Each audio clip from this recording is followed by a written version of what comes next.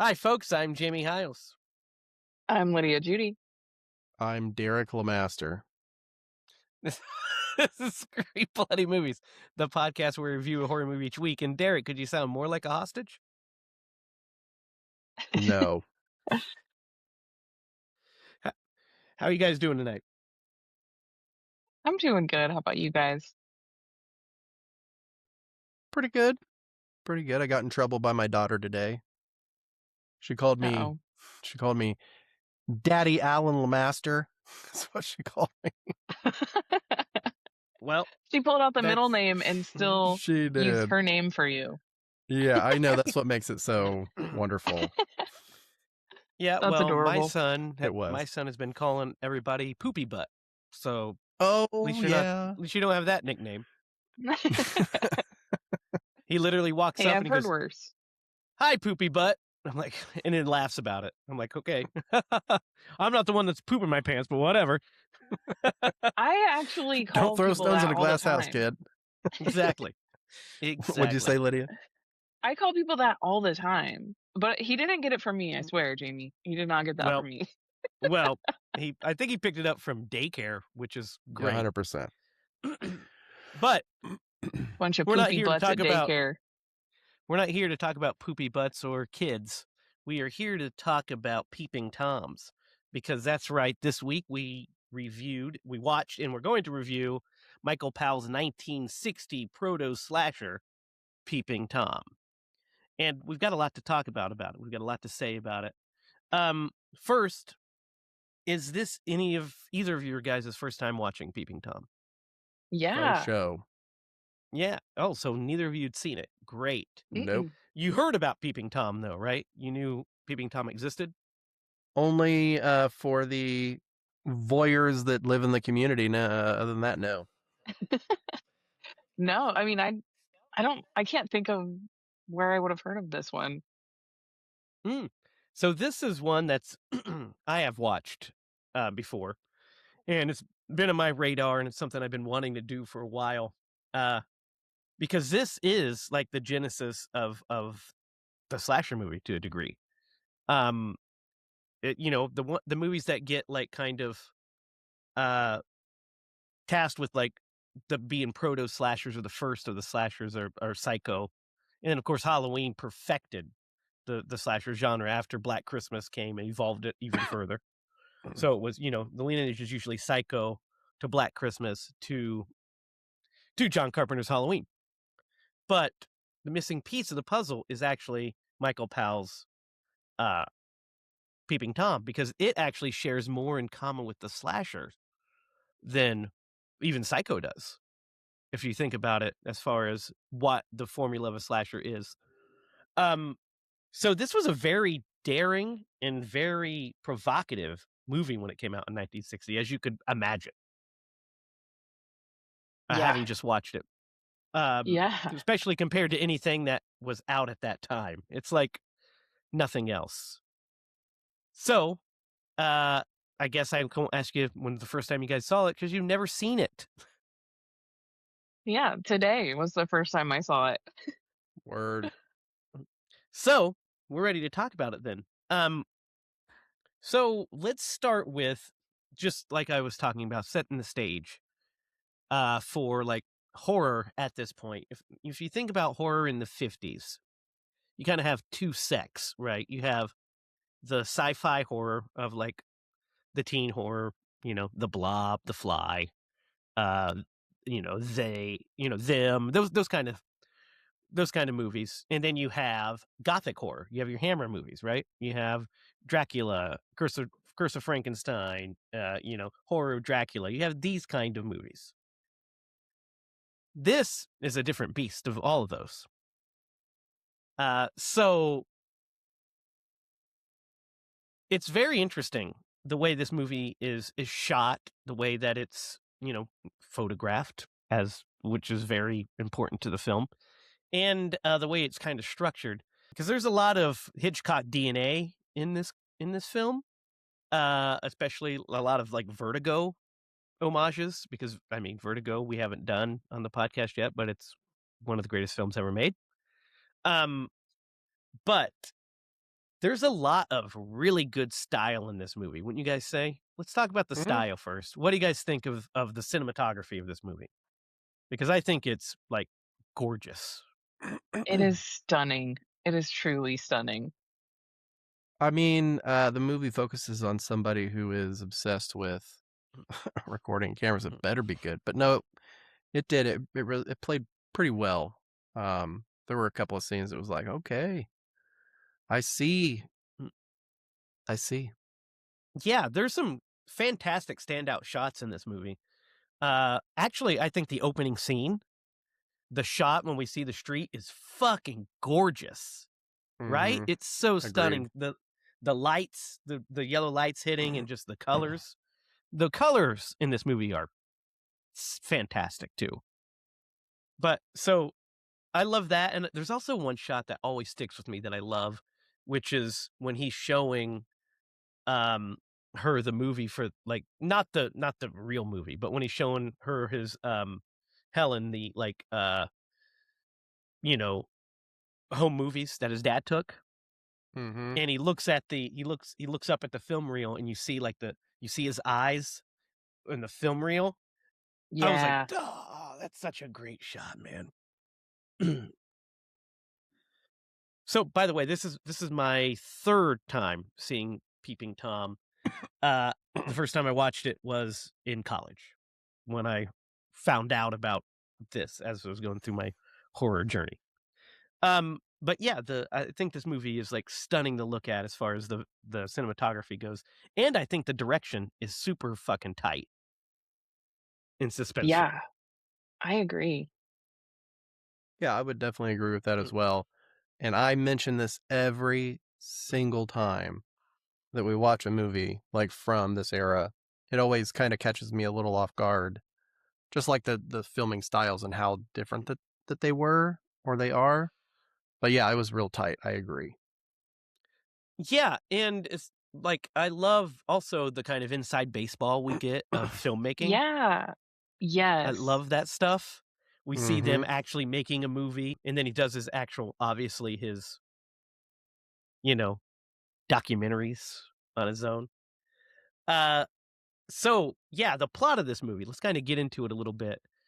Is that we follow our protagonist is the villain of the movie. He's a murderer, and it's kind of a character study of this guy who has this affliction, this voyeurism murder fetish. And is not only voyeurism, but he wants to record it and capture it. Uh, and so we follow Mark along for this journey. Uh, Pretty cool concept for a movie, especially a movie in 1960. Like, what a big swing, right? Yeah, and there's no misdirect, which was kind of No. refreshing. Mm, It's not like we know from, the second scene yeah. who who is behind all this. So I did find that refreshing that it didn't try to like juke you out, so to speak. Right. It's not a murder mystery. It's not a Mhm. whodunit. It's a character study, and it's a like you know exercise in tension, right? I mean, it's the whole Hitchcock philosophy, which is, you know, we're not going to surprise you with the bomb under the table. We're going to show you that there's a bomb under the table, and the suspense comes from us knowing that it's there and the Yeah. characters not knowing.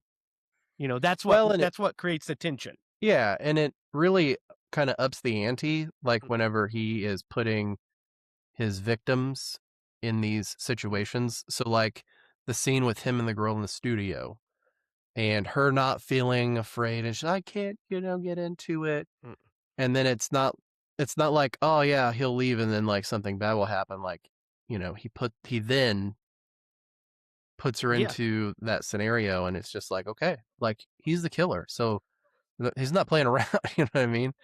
Which is kind of it's fun.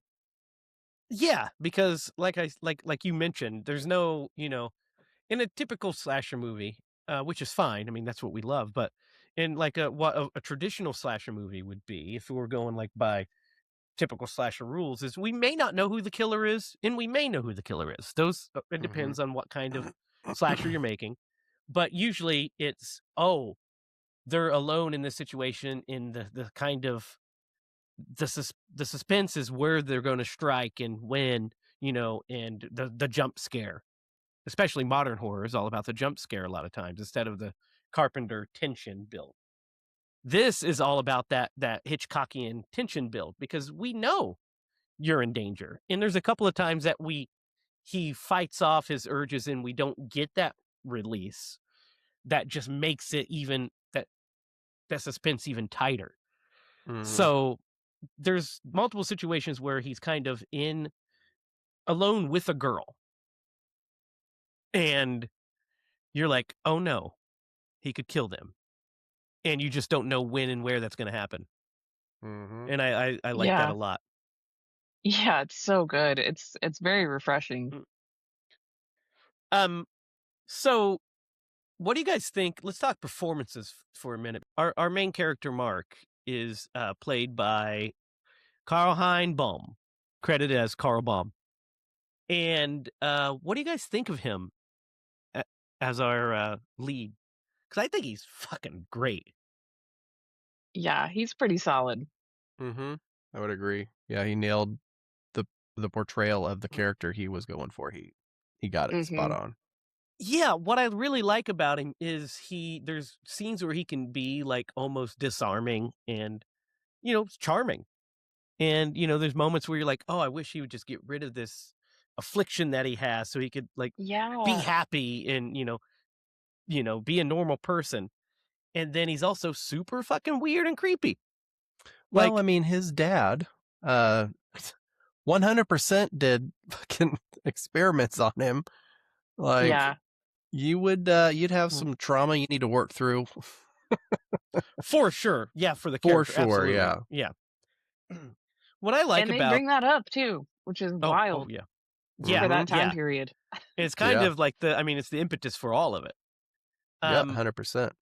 Yeah. what I like about his performance is what I think is really interesting is there's some Peter Lorre in his performance that I pick up on the way he says certain things and does certain things. It might just be the Germanism in him, but like there's some Peter Lorre pickups for me. Like there's a scene where they're in where they're in his room and she's talking to him and he like does like a little, he's trying to like kind of calm things down gesture. And the way he delivers the line and kind of looks around, I was like, oh, that's definitely one of those Weasley Peter Lorre deliveries. Because he's great. I just watched Casablanca like a couple weeks ago, by the way, and 10 out of 10 film, of course, all timer. Peter Lorre is just so great in that. And of course, all of his great horror roles, but yes, of course, it's Peter Lorre. Um, but yeah, I think he's great. The I also really like the relationship between Mark and Helen. I think it's very interesting It Mhm. is. because it's like it's like this kind of puppy love, like meet cute kind of, they're both like each other, flirtation, but they're also he's a psychopath and they're both also British. So there's there's this reservedness on top of it. It's just a really interesting dynamic, don't you guys think? That is Yeah. hilarious. They- and It's they're true. British. Yeah, there's a couple shots that really like just solidify that feeling of like just her like lingering in the doorway, just like looking at him like, I don't even know what to do with you right now. I'm just gonna go. Well, like, there's that whole the first time that like they are alone, which is kind of like when he like our first introduction to her, and they go into his back room. Like, man, you're telling me she did not get the fucking heebie-jeebies, and Well, yet she She still went totally back. did. So she is, She totally did. yeah. So she did, he but she has still some likes sort him. of, Yeah. yeah, Yeah. yeah, and that goes I back to just like It's how the voyeurism, the disarming he morbid is. mm. curiosity, you know? What's really funny to me, this is something that actually made me laugh as I was watching it, is in that scene where because here's the thing, you don't know if she's gonna be, like, your female lead. You don't know that they're gonna have a relationship, so you're just kind of like, "Is he gonna off this girl up in his Yeah. room?" So Yeah. because this is, like, early in the movie. So and like you said, Derek, our introductory scene to this woman. So it's like, "Is this what's gonna happen?" You know? And so the tension's building there. Uh, so I love that. But what makes me laugh is when he's showing her the footage. Like, I love that he goes to grab the murder that he just committed, and then he realizes that he likes her. So he grabs the other footage, which is also just as fucked up because he's a fucked up guy.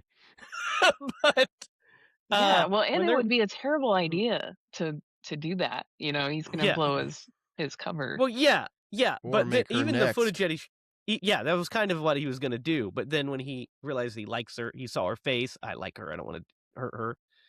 Mhm. Then also, but when they're watching the movie and she's doing, I would hate to watch a movie with this fucking woman. By the way, who's that young boy there? What are you doing?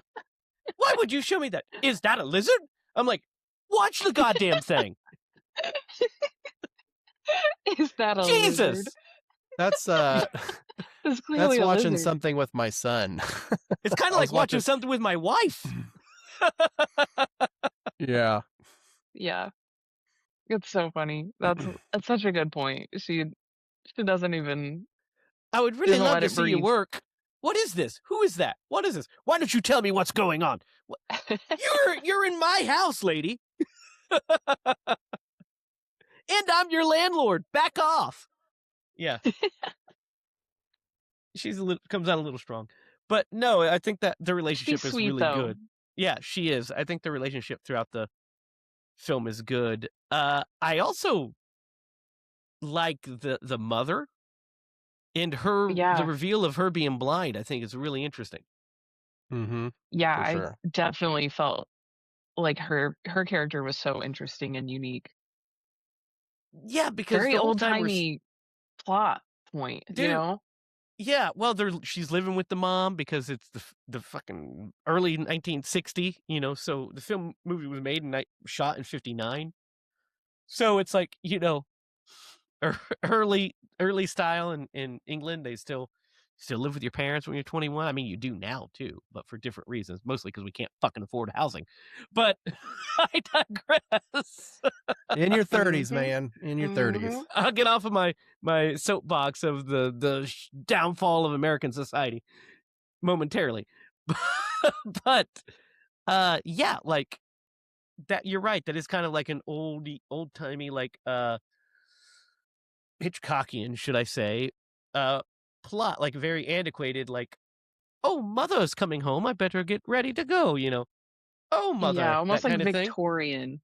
Correct, yeah, Yeah, very very Victorian. proper. Yeah, but I really like her, like, when the scenes we get with her before she confronts him is you're just kinda like, she knows something. And they play their cards right on the blind reveal because if you watch it now, when you know that she is blind, you can tell that she's totally just kind of looking off. But you're just kind of thinking as she's like thinking and like, oh yes, here he is again. And then when she reveals that she's blind, it's pretty cool, I think. I agree. Because I remember the first time I watched this, when they leave and she locks the camera in the room or leaves it in the room, I thought for sure the mother was gonna go and look at the footage. And, like, that was gonna be a thing. Because when they leave, the door is open, by the way. She never shuts the door. So I thought that was Mm-hmm. gonna be a plot point. Then when we come back, it's closed. I think it's just a continuity error, actually. But, um, or it could not be because she could have shut the door. We don't know. But either way, I think that is, I I like that sequence with her for sure. Because there's a lot of suspense in that sequence with the mom. What do you guys think about that sequence? Yeah, it is. It's very suspenseful. I thought the same thing. I was like, she's gonna go like discover something that she. He's gonna get him in trouble somehow because she's clearly very suspicious of him. Yeah. Mm-hmm. Yep. No, I agree. Did I didn't realize she was blind until the scene in his, and we'll call it his dungeon. well, yeah, Call that's what back we're to talking Chris. about. Yeah. Call back Yeah, to that's Chris. this yeah, that's when His the dark room. yeah, that's when the reveal happens. It's a Yeah. really Mhm. good reveal. Yeah. Yeah, because like whenever Mm. she and her daughter have that scene in their room, just the couple of times that she's on screen, it's well protected. I didn't catch it until then. Yeah, I think it's good. That scene is super suspenseful, Mm-hmm. because I mean, you for sure think he's gonna kill her. Yeah. Well, Yeah. I mean, and when that happens, like she's in that dark room and he's fucking like flashing lights at her and hands her the cane or whatever. You're just like, oh man, this poor lady, this poor blind lady. Yeah, She's a yeah, sitting duck. yeah. Suspenseful for sure. It's a really good Yeah. scene because then when he pulls back, because I love the shot of him removing the leg and then putting it back on when he decides Mm-hmm. not to do it Mhm. is great. And then he's like tells her to get out, and she's like, "Oh, what's going on?" Blah blah blah. Kind of like goading him, and he's like, just get out, just get out." And then they both calm down enough to walk down the stairs, and then she like kind of thinks that she is reaching him or whatever until obviously it's bad news for everyone by the end. But I like that scene a lot. What do you guys think of? Because the murder, so he kills 3 people in the movie. The first one is the opening scene, which we talked about, like the shot composition of the first scene. But what do you guys think of that whole opener as a cold open? Because I think it's kind of it kind of slaps. It's kind of a banger of a cold open, right? Mm-hmm. It's Yeah, for sure. it's so artsy and beautiful and creative. I immediately was like, "Okay, okay, I see where this is going." Mm-hmm. Yeah, I love just the way like he approaches her and she says, that's 2 quid, which by the way, I did the math on, it was something like $50 in 1960. So, you know, there you go. But you know, I Not love to so I money. mean, mention, if you she had was very 50, fancy looking. Like, yeah, Oh, yeah. she was a high class one, I guess. yeah. But hey, you Yeah, know and what? the I get that's a bargain these days. I like the woman walking down the stairs and, like, scoffing at him. Yeah, yeah. Yeah, that's Great, great, and great moment. I I love the camera point of view shot too. It's so cool. Such a good Mm-hmm. device. Mhm. It's kinda like um, it's like when you see it, like the danger's coming. When we see that point of view, it's kinda like the music in Jaws or like, the POV shot of The Shape, in the first Halloween. It's just like this kind of really memorable trademark shot that they used as a motif throughout the movie. Each time you see it, it's not gonna be good. Or somebody has either died or somebody's about to die or they've already died and he's documenting it.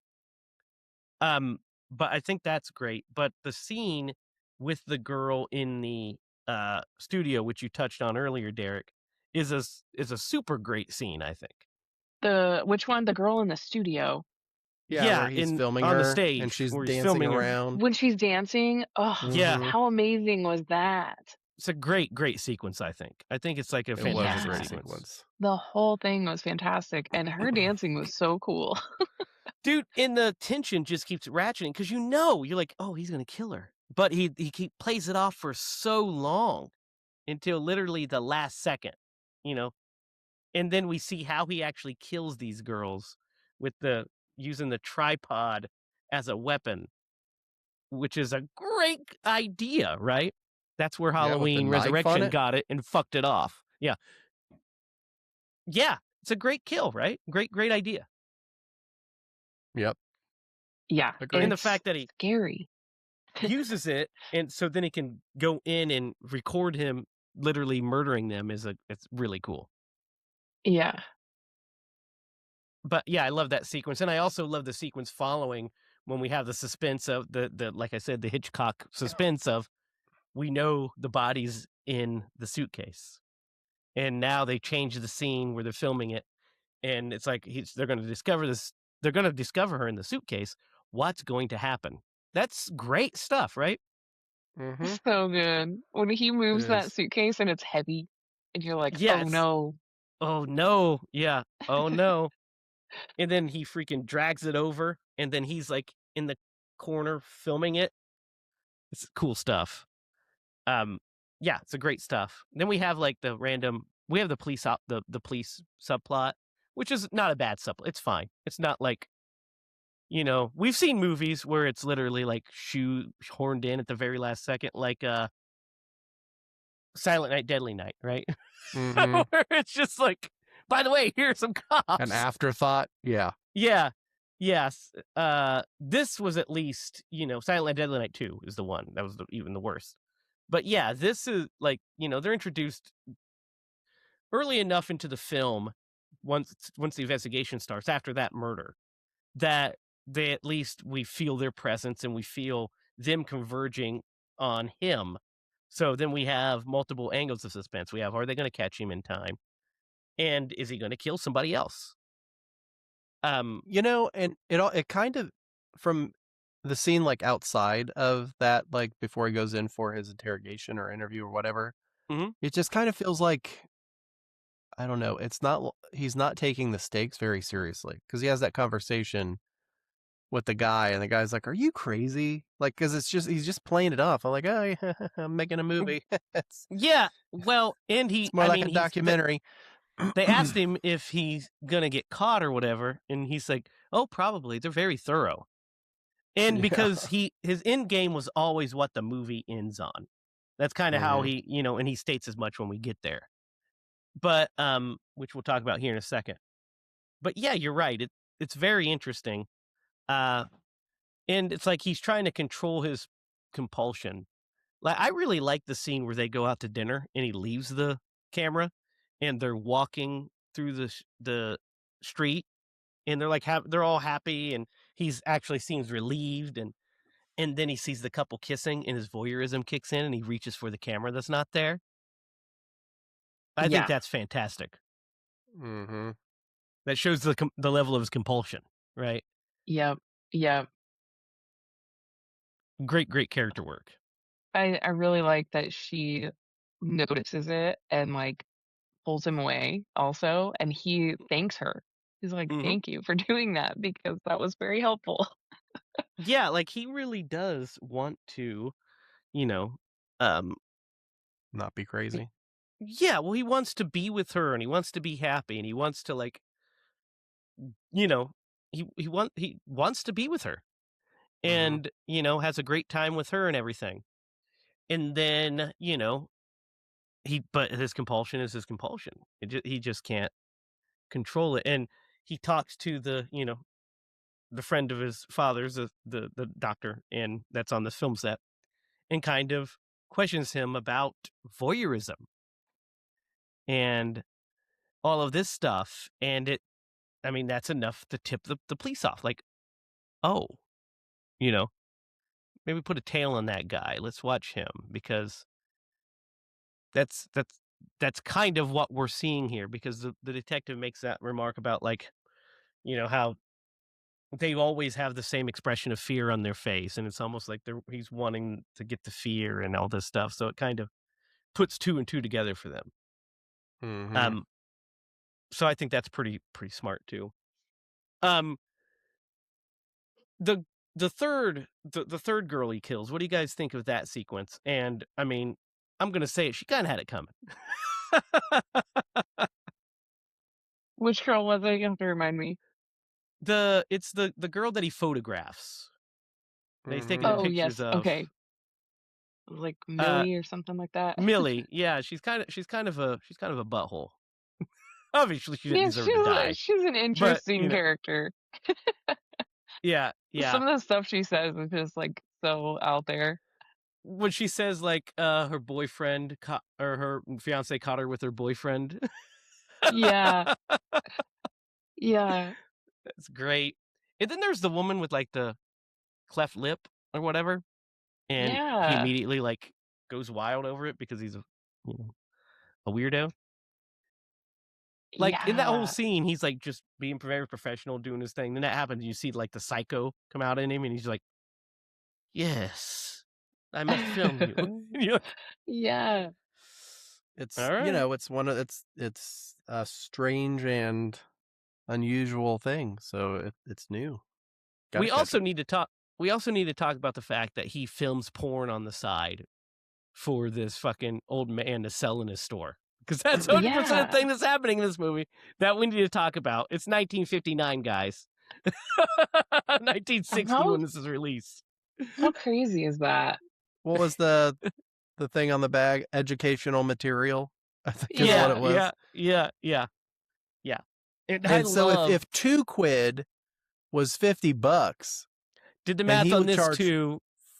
It $4 was it was and about it was about the equivalent of like $200 essentially Oh, for, like, the whole packet for the plus whole the package. newspaper. Yes, when he's like, how much for the whole set, and he told him how much it was. I don't it remember, was 40 initially quid. 5, but then he settled Yeah, on yeah. So £5. £5 is different than yeah. quid. So yeah, so Yeah. £5 was it came out to something like $180 in US dollars, something like that. Yeah, and he settled for like $4 and like 15 cents, something like that. Yeah, for the one. Yeah, for it. Yeah. So Yeah. yeah, so that I did that inflation math too because I was curious. I was like, huh, I wonder what that would be. How much is he spending on these porn photos that are just still shots, by the way? You know, what did he call them? He called them something funny. He's like, somebody told me that I can get whatever it is. Dang it, I it's think he really just funny. said, "I think you have good views here." Views. That's what he says. Good Mhm. views, and that fucking cracked me up. I was like, he's like, huh? He's like, oh, here's some. He's like, oh, that's very nice. Filming softcore porn, great stuff. Anyway, that's hilarious. That's a plot point in this movie. I love it. Uh, but like he knows the police are watching him when he kills her. By the way, and I mean at that point he's basically kind of resigned himself to being caught. You know what I mean? Mhm. And so he's like, I might as well add another one so that way I have the footage to make my movie and I can, film the ending. What do you guys think of the end of this movie? Yeah, what happens at the end of this movie? I don't even So at the end of the movie, she is waiting in his uh apartment and because she goes Uh-huh. up to see him, and then she goes into the back room and she watches the footage and Oh, that's sees right, the okay. murder. Mhm. And then he comes in and she confronts him and she's like, this is disgusting, but it's only film, right? It's only film. And he's like, nope, I killed him. And he shuts the door Yeah. and brings her into the thing, and then it's like I'm gonna makes her watch, and then explains what his father did to him and all the terrible stuff. You remember that, Derek, right? Oh, All the yeah. yeah, yeah. And is this where he shows her the recording, or not the recordings, but like the microphone thing where he can hear? hmm Mhm. Yeah. hmm Okay. Yeah, And his we dad Yeah, get was the the fucked whole up. his dad the was whole house super was fucked up. rigged Yes, just to, like, dad was super torture fucked up. him as a boy. So, yeah, this is Yeah, really interesting because he does like her. She finds out because she's bringing him the book that she wrote and wants that him to help to photograph to the camera. because it's Yeah. about a camera. So hmm when she comes in and she's, like, waiting, and so she just hits play, and it's hmm just a murder, and how scary that is Yeah. fantastic. Yeah, that'd be And and I he love the doesn't. shot. I love the shot of her we don't see what she's watching. We just see her Yeah. face, and it all Yep. hinges on her on her acting in the way she, and then stands up. It's just great composition, great lighting. It fucking works like gangbusters. And then, of course, he goes to kill her, but he can't do it. He can't bring himself to kill her. And the police police are in, they're busting in, so he he stabs himself and films it. That way, he has the ending to the movie that he's always wanted. Because that's kind of like how he's always planned the ending to be is, you know, him to on the knife with the camera running, and then you know that's the finale of his documentary. And then, of course, Helen cries because she loves him, even though he's fucking a weirdo and a murderer. And then we hear his dad's voice still on the Mhm. recording. I Remember? heard, yep, yep, now I remember that, yeah. Yeah, yeah, and calling him a good boy. Mhm. What do you guys think of this ending? I think it's pretty cool. It's Uh, so cool.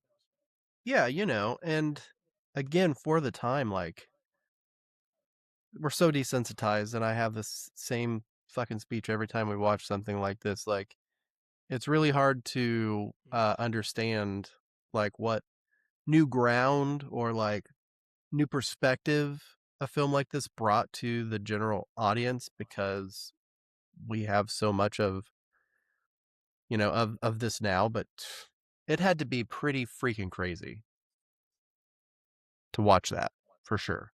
It's wild. Yeah, I think it's a very poignant ending Uh-huh. because the villain gets his comeuppance, but he's also kind of Mhm. a tragic figure, our Yeah, killer in this yeah. movie. Yeah. I think it helps to maintain that perspective on him, the fact that you don't really see the kills. Like, you don't see the gruesomeness of any of it, right? All of that's Yeah, off camera. And so right, you really don't get that, like, visceral feeling that you might get if you saw him, like, stab somebody in the throat. right. Yeah. Yeah, because then your mind and it also works on another level too, because then your mind kind of plays of, well, what does that look like? Like when she's talking about this Mhm. horrific footage and oh my God, how could it be?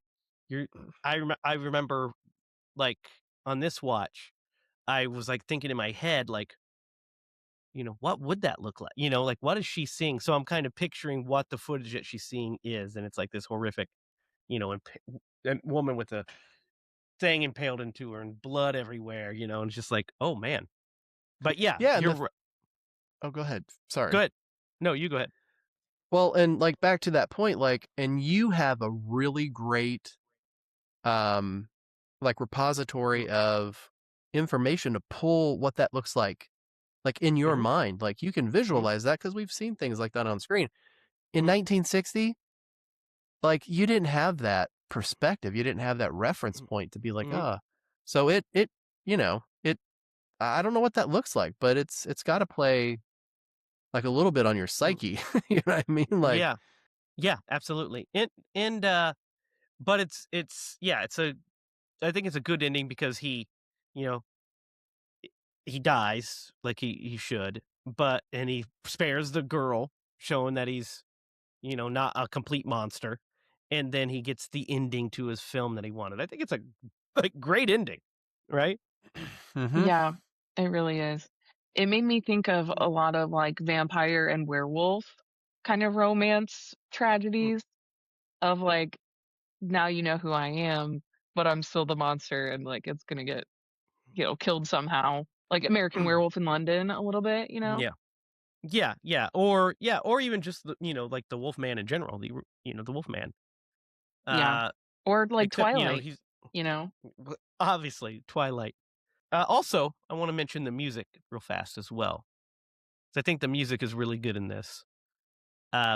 Especially like when there's like a musical motif that plays when when like the kills are about to happen. You know what I mean? Like when he starts to go into crazy mode, there's this like kind of do just piano bit that plays that I think is pretty cool. I mean, it's definitely period appropriate. Like it's just of the time, but it's Mhm. still they kind of give him a theme, a killer theme, which is kind of I guess the first slasher theme, followed by Psycho right after, right? With Yeah. Mhm. so it's like, oh look, we're getting killer motifs already. So that is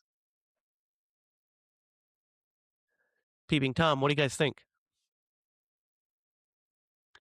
Uh, real quick, I wanna go over this. This is really fascinating. Okay, Mhm, so IMDb has this thing mm, at 7.6 out of 10, mhm, which is actually mhm. pretty good. Yeah, yeah. But then you look at the numbers, Mm, right? So mhm, this in today's dollars, mhm. not pounds, it was roughly about a $2 million film equivalent back in the day. And it only made a little over 1 million. So Oh, like yeah. it's this movie had to have had Mm. cult following afterwards and appreciation. Yes, big It time. it's one of those I'll talk things where about it that. was probably just ahead of its time Mhm, and either didn't get distribution or marketing because of the type of film that it was, or just people weren't ready for it. But man, it I just thought that that was interesting that it had such a high rating and such mhm. a low revenue generator.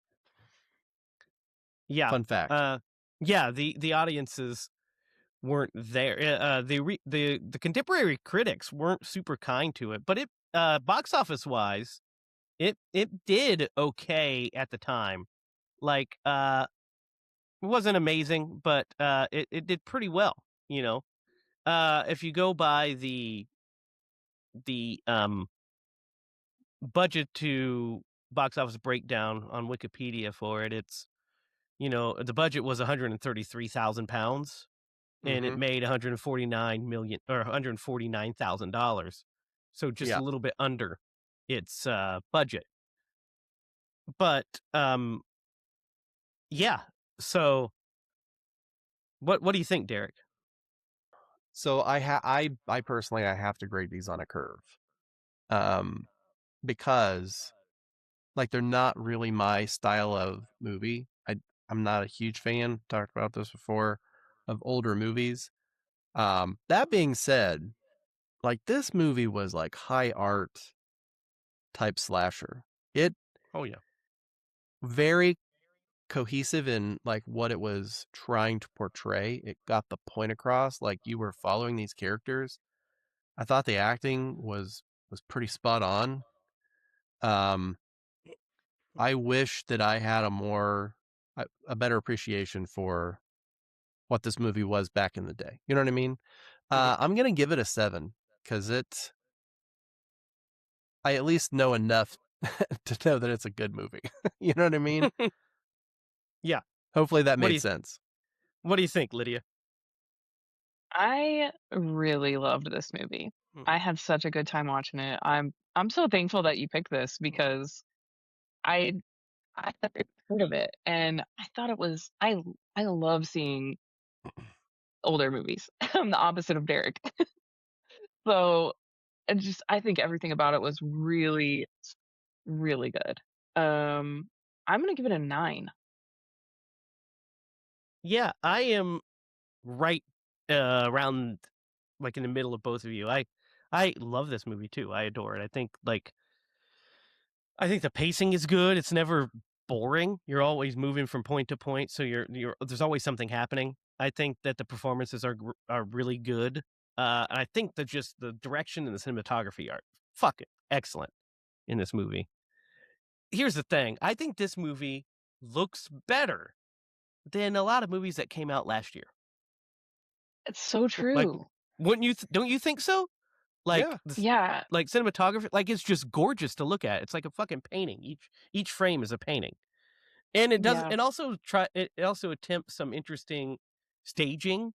Not quite as not quite as on the level of Hitchcock, where you get these fucking amazing camera setups and these like kind of sweeping shots, especially if you go to a movie that's not lo-fi like Psycho and you watch something like, you know, To Catch a Thief or North by Northwest or even Vertigo, where you get these fucking amazing technical feats. But there's a lot of really good technical shots in this, and I'm gonna give it an 8, uh, maybe an 8.5. 8.5. I think it's a really, really good movie. And guys, the critical reappraisal, I told you I'd tell you about it. Contemporary critics basically was like thinking this was like some kind of snuff film. Essentially, like, dude, this movie was censored in Italy. Mhm. Oh And my gosh.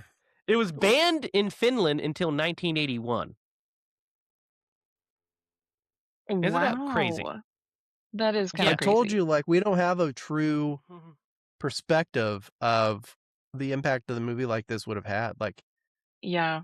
People were probably upset. Yeah. People were upset when Alfred Hitchcock showed a toilet in Psycho. Oh, They were yeah. like, "A Yeah. toilet? You can't show that." Hitchcock was on the cutting edge of pissing critics off as well. Yeah. Yeah. They basically listen to this. This essentially killed Michael Powell's career as a director, by Oh the way, my which is gosh, a that's so tragedy sad. because he's yeah. so good, right? So It's good. so But good. most critics were not enamored with the subject matter, is what I'm reading. While I and then saying that it's gripping and well produced, it's there is not any doubt it'll do very well and get an X certificate. Like they think this is an X-rated movie. This is an extremely tame movie by today's standards. It's Um, so tame, but it is spooky. but there was a lot of like reviews saying that it's a long time since a film disgusted me. It's a beastly film, is what one critic for The Observer wrote. Evening Standard called it a clever but corrupt and empty exercise in shock tactics. Loathsome. I read these reviews, by the way, and I want to see that movie, right? It's like a compliment Yeah. to us. You That's tell a me a that's a movie is full disgusting, I'm compliment. going to check it out. Yeah. Gave me the nauseating impression of being made for perverts only, is what the Huddersfield Daily Examiner said. Is that what we are? Are we just like society's not. perverts for No. I mean, liking yes, horror? to a certain degree. Like, Yes. but But the We are cult the following, queers. oh, go the ahead. cult following that this movie developed since from the 1970s when it was re-released and such has been like astronomical. This movie currently on Rotten Tomatoes is sitting at a 96% with an average of 8.7 out of 10. Wow. Mhm. Wow. Modern reviews call it a chilling, methodical look at the psychology of a killer in the classic work of voyeuristic cinema. Like it's like Yes. just the reappraisal of this movie has been amazing. It's been in like Total Film magazine rated as the 24th greatest British film of all time. Bravo rated it as the 38th on the 100 scariest moments. It's the 10th best horror movie of all time by The Guardian 2010. So yeah, like it's Martin Scorsese loves this movie. And if Martin Scorsese loves it, It's he's good. just only one of the You all-time know it's greatest film good. directors. I did not have an opportunity. I mean, obviously, Psycho probably. I wonder if John Carpenter saw this because the Oh, thing yeah. that came to my mind whenever he was stalking that girl in the alley was like, oh man, this feels like Michael Myers' Mask. Like, Mm-hmm. Yeah. Yeah. I'm sure there's definitely there's Peeping Tom influence. I mean, this movie has seeped into the fabric of filmmaking at this point. You just didn't know it. And now you know where all of those things that we love and that we see, we know where they're pulled from. This and Psycho. Yes. So, And and I feel inspired. Like Yeah. I want to go pick up a camera and start creeping on people, okay, I don't know you're if getting the that's the wrong inspiration message. you're You're getting the supposed to wrong message. derive from this, Lydia. Getting the wrong message. Maybe you shouldn't have watched this one. So I feel real inspired, guys. Michael Powell died in 1990, so I don't know Yep. that he really got to see the. He did. Like, oh, he did, like the fruition of this film and Yes, he got the to admiration that see. people had. Great. Oh, Yes, he he got saw to see it. He he saw saw the his influence, I'm reputation. sure. Yeah, well, before his death in 1990, Powell saw the reputation of Peeping Tom rise. Because contemporarily, the film is considered a masterpiece among the best horror films of all time. I would agree. Yeah. Mhm. Yeah. So Michael Powell, ruefully in his biography, I make a film that nobody wants to see, and then 30 years later, everybody has either seen it or wants to see it. So he got to see Yes. his movie become That's awesome. the movie, you know? And, Oh, Martin yeah. Scorsese's been, like, championing this movie since the '70s. Like, he loved Peeping Tom. That's where I first heard about Yeah. it, was, watching, I think, one of the special features on, like, The Departed or something, and then, a Scorsese film for sure, and he was talking about, like, there was an interview with him, and he talked about Peeping Tom being one of his favorites. Then on another horror documentary, they talked about Peeping Tom, and then I was like, "What is Peeping Tom?" And I looked into it, and, of course, rented it and watched it and was like, "Wow!" And there's references to it in tons of movies. We actually have a few references here for it real quick. Um, you know, uh, it's mentioned in Scream 4, which we haven't got to yet, but there's a mention to it there, and in Scream 2, uh, as well. And Really? there is, yep, it's Edward Wright's Last Night in Soho. Soho is inspired by it, which we have to do as well. Oh. That's an interesting film. Ooh. Um, but also, guys, the other one that I can think of right off the top that is really funny that it's inspired by is, like I mentioned earlier in the podcast, in Halloween Resurrection. We haven't got to yet. Where it's our next Halloween movie, and it's a total piece of fucking dog shit. We'll get to it. We'll get to it this Halloween. Don't you worry. But Halloween Resurrection actually has a scene where Michael Myers kills somebody with the leg of a tripod while the camera is filming, which is 100% taken from Peeping Tom. So there you go. Homage. It went full circle. Yep. Yeah. So that was Peeping Tom. Now we've got to make Peeping Tom a 12 out of 10, and we've got to Atkinize this movie. Thrill me. Who would the great Tom Atkins play in Peeping Tom? I mean, we might as well just make him. Might as well just make him Mark, right? I mean, you kind of have to. There's no Yeah. other Mhm. character that. There's the one goofy like guy that lives with him. Who the fuck is that guy that lives with him, by the way? Right? Like Terry or something? I thought it was a brother at first, and then I find out that he's just living there because he's like, I haven't seen you in a Well, 'cause while. Like he's like into her, yeah. and He I'm like, rents who the out fuck is this guy? multiple he rents out Yes, multiple tenants. rooms. Yeah, Yeah. tenants. Yeah, it's like, who the fuck is this guy?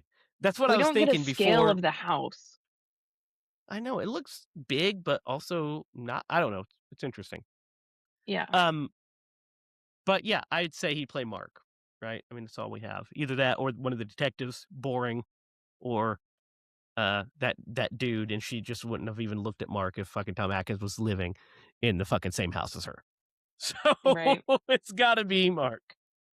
All right, Derek, it's your pick this week. So what are we watching next week? All right, guys. After much deliberation and some convincing, I've decided we're gonna watch fucking Popeye the Sailor Man.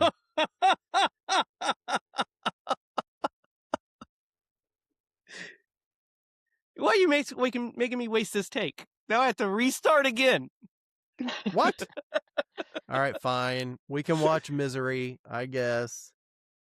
Okay. No, we can watch Misery. Misery's it's a classic movie. By the way, first time I ever recall watching Kathy Bates in a movie, and fucking it scarred. Every time I saw her, I was like, oh man, that's that crazy lady. Anyway, typecasted her for me for a while. Anyway. So next week we are going to watch Misery. It is streaming on Tubi currently, so you can check that out there. Be sure to comment down below your thoughts on Peeping Tom. Have you guys watched this before? Is it a new discovery for you? Let us know what you think of it. Is it a hidden classic? It was to these guys. So it's let us know your thoughts on it. Also, you can follow us online at HiLaProductions.com, and you can follow us on Facebook at HiLa Productions. Stay tuned for there in this space for news on the upcoming projects we're doing. We have the feature film Secret Admirer, which the opening scene will be at the end of this episode, like every week. So check that out and share that if you could. We are currently in the middle of pre-production, raising funds for that one, and we are also shooting a movie here this year, a short film called High Stakes, and we are in the pre-production phase of that as well. And we'll have some casting and crew news for that soon, right, Derek? Yep. So until next week, for Derek Lemaster and Lydia Judy, I'm Jamie Hiles. Remember, if you're going to scream, scream bloody movies.